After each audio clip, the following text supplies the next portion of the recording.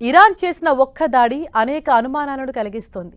Indian ఓషన్లో Iran చేసిన missiles attack America యూకేకి పెద్ద సవాల్ విసిరింది. అంతేకాదు డియాగో గార్సియా పైనే దాడి చేసిందంటే ఇరాన్ తర్వాతి టార్గెట్ ఏంటనే అంశం ఉత్కంఠ రేపుతోంది. ఇంతకీ డియాగో గార్సియా సైనిక స్థావరం అమెరికాకి ఎందుకంత కీలకం?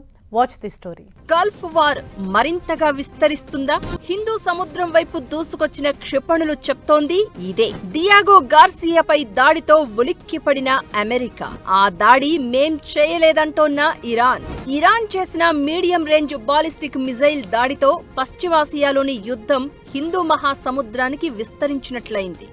అంతకు ముందు అమెరికా మన సముద్ర జలాల్లో ఉన్న ఇరాన్ నౌకని ముంచేసినప్పుడే ఈ విషయం చర్చకు వచ్చినా ఇరాన్ లేటెస్ట్ దాడితో మరోసారి అది పెద్దదైంది. హిందూ మహాసముద్రం మధ్యలో ఉన్న డియాగో గార్సియా స్థావరం అత్యంత కీలకమైనది.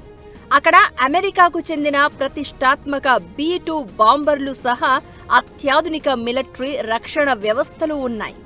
ఇప్పటి వరకు ఇరాన్ వద్ద ఉన్న క్షిపణంలో ఖొరమ్ షెహర్ 4 క్షిపణి అత్యధికంగా 2000 కిలోమీటర్ల వరకు లక్ష్యాలను ఛేదించగలదు అనే డేటా మాత్రమే ఉంది.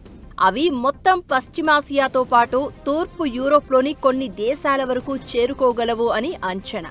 కానీ డియాగో గార్సియాపైకి ప్రయోగంతో ఇరాన్ క్షిపణుల అసలు సామర్థ్యం ఎంత అనే చర్చ జరుగుతోంది. భారతదేశానికి దక్షిణంగా హిందూ మహాసముద్రం మధ్యలో డియాగో గార్సియా దీవి ఉంది.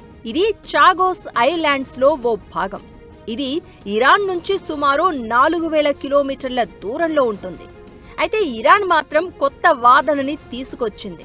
ఆ మిజైల్స్ తమవి కాదంటూ కూడా చెప్తున్నట్లు ప్రచారం సాగుతోంది. డియాగో గార్సియా అనేది అమెరికా, యూకే రెండింటి సైనిక స్థావరం. ఆఫ్ఘనిస్తాన్ యుద్ధంలోనూ, ఇరాక్ పై యుద్ధంలోనూ అమెరికా ఇక్కడి నుంచే తమ యుద్ధ నౌకలను, జెట్ ఫైటర్లను పంపింది. ఇదో హబ్ గా వాడుకుంది.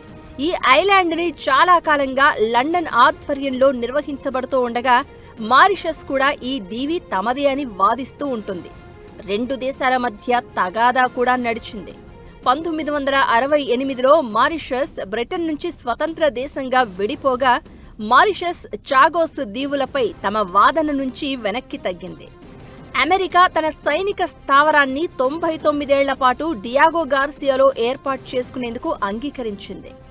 ఇరాన్ తాజా దాడులతో 15 ఏళ్ల తర్వాత తిరిగి ఇక్కడకు అమెరికా తన యుద్ధ విమానాలను పహారా కోసం పంపుతోంది. డియాగో గార్సియా చుట్టుపక్కల 1600 కిలోమీటర్ల మేర జనావాసం అనేది ఉండదు. ఇలాంటి చోట ఇరాన్ దాడి చేసిందంటే ఖచ్చితంగా యుద్ధ విస్తరణలో భాగమే అంటున్నారు.